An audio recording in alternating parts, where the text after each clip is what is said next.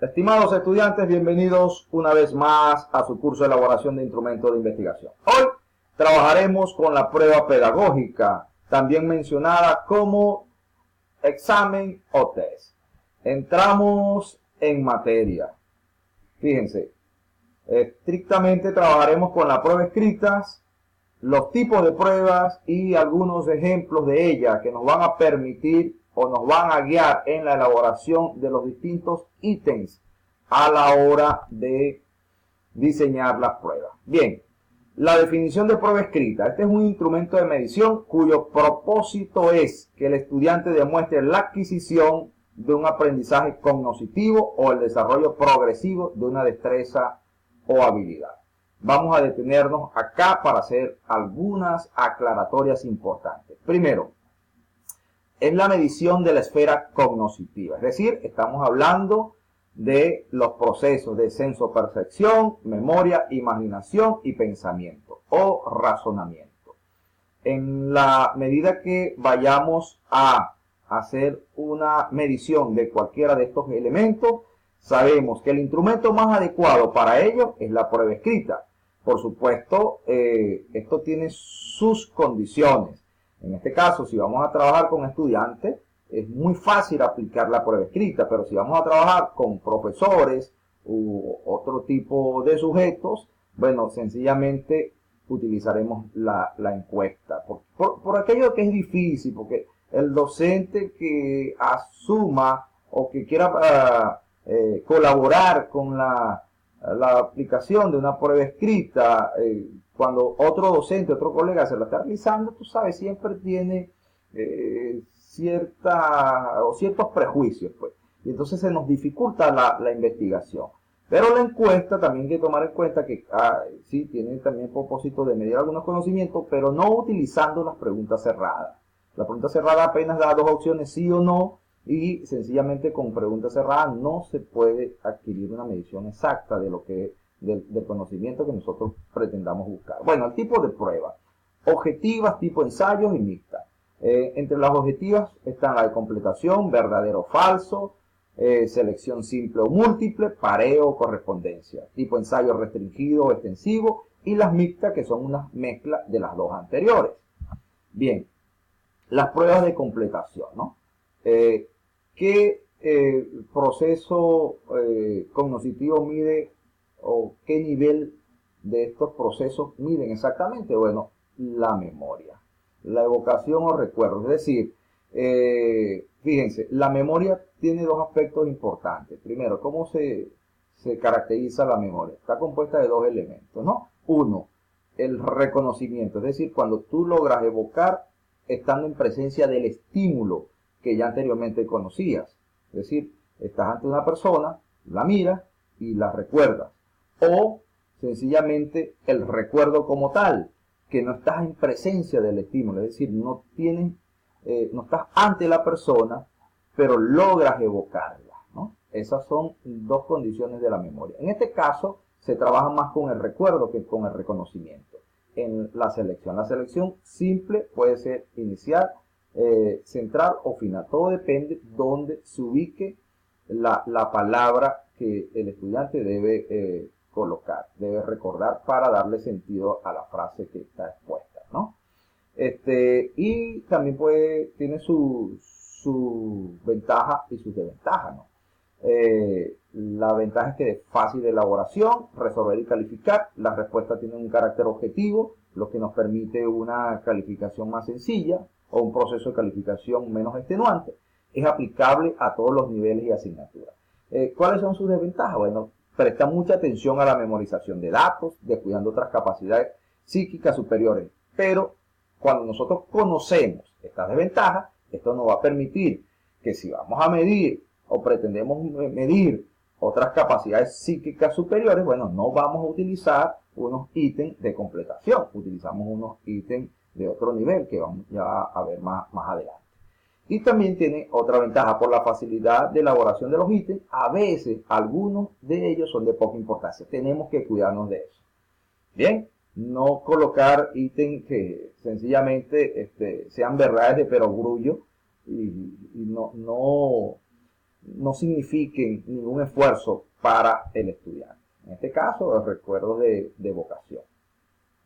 Bien, las pruebas alternativas, ¿no? También conocidas como en las formas pues, de verdadero y falso. También hay formas como correctas e incorrectas, sí o no.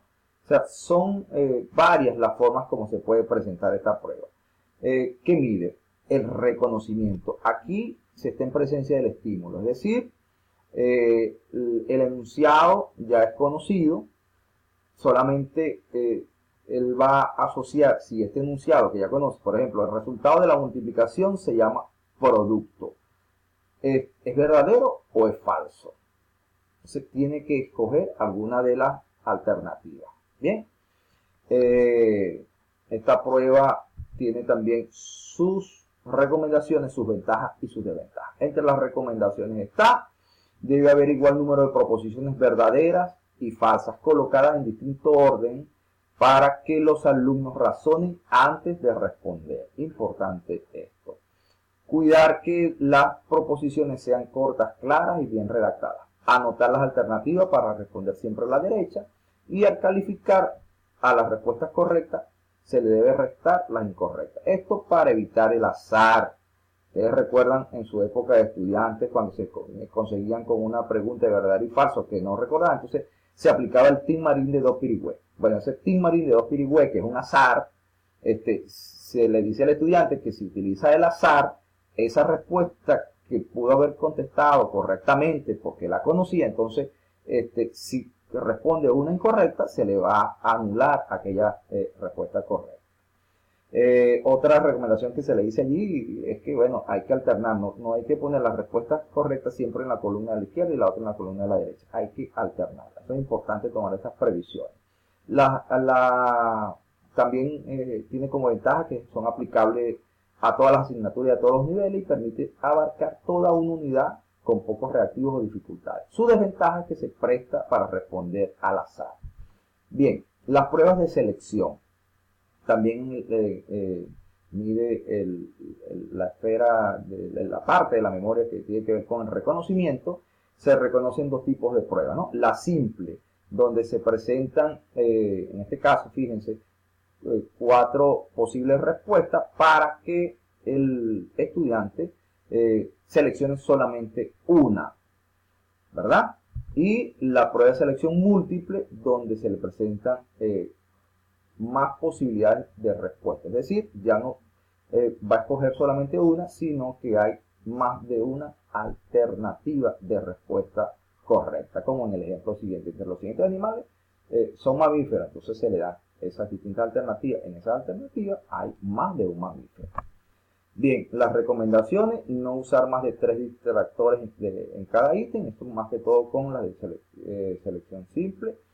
Procurar que los distractores sean parecidos, usar oraciones sencillas y procurar que las respuestas correctas no ocupen siempre el mismo lugar.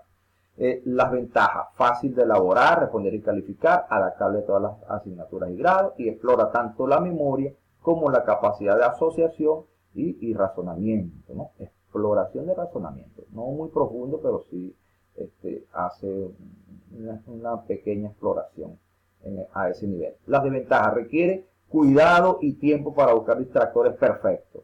Puede responderse sin tener el conocimiento absoluto de un hecho y puede exigir más espacios que otras pruebas. Hay que tener cuidado con esto porque con esta crisis que tenemos en Venezuela en estos momentos, que el papel está sumamente costoso, bueno, esta prueba requiere de más papel.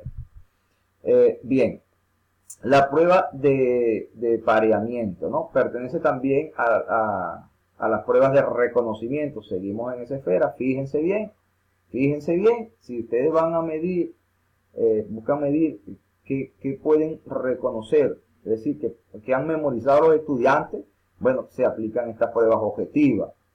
Pero si la búsqueda son de otros procesos psíquicos superiores, entonces hay que aplicar otro tipo de prueba que ya vamos a ver.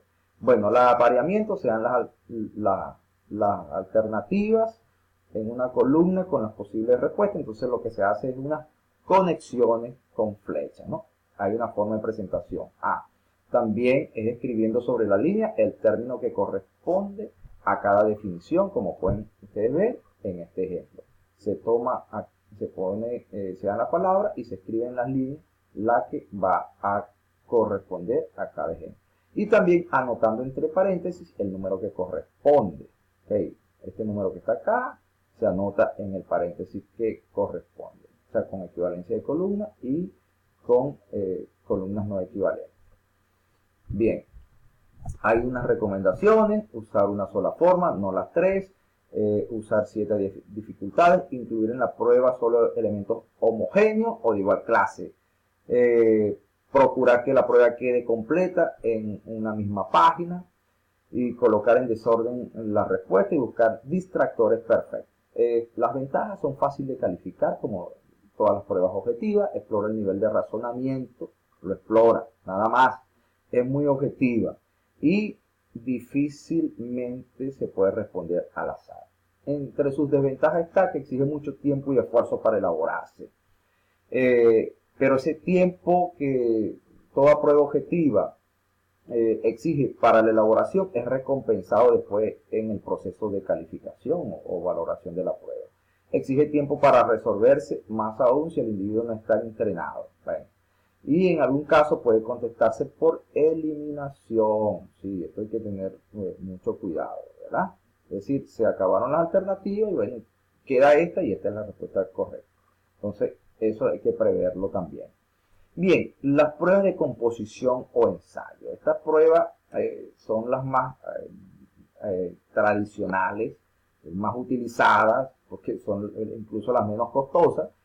Basta con escribir en la pizarra y el estudiante arranca una hojita del cuaderno y allí se responde. Es decir, su elaboración es muy sencilla, pero qué costosa es su calificación, ¿verdad? Porque hay muchos elementos de subjetividad. Ahora, ¿qué miden estas pruebas? Bueno, miden los procesos de aplicación, análisis, síntesis y evaluación, es decir, procesos psíquicos superiores. Pasan esa barrera de la memoria. Bien, algunos ejemplos de ellas podrían ser planteados así, ¿no? Estos son ejemplos que todos conocen. Por ejemplo, pregunta 1, compara las culturas aztecas y mayas desde el punto de vista de los adelantos científicos. El estudiante tiene que desarrollar todo su pensamiento, su capacidad de análisis, su capacidad de síntesis, valorar su respuesta. Bueno. La segunda, por ejemplo, explica qué quiso decir Simón Bolívar con su famosa frase: huid del país donde uno solo ejerce todos los poderes. Es un país de esclavos. Bueno, un estudiante con conocimiento de historia y análisis, por supuesto, de lo que estrictamente las palabras que dijo Bolívar, puede sencillamente redactar todo un ensayo a partir de allí. Otra sería: resume lo más breve posible las causas de la conquista española de América.